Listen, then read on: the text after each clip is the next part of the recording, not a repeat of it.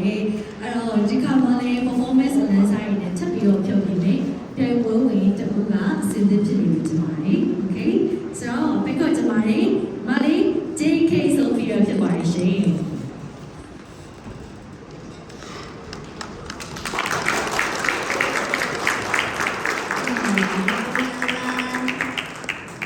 ဒီတော့ MC နဲ့ရှော့ပါတယ် MC က blame လေးနဲ့ဝင်လာမယ်ဆိုဝင်လာလိုက်တာပဲဒါပေမဲ့မဟုတ်တော့လုပ်လိုက်တယ်ကောင်းပါပါ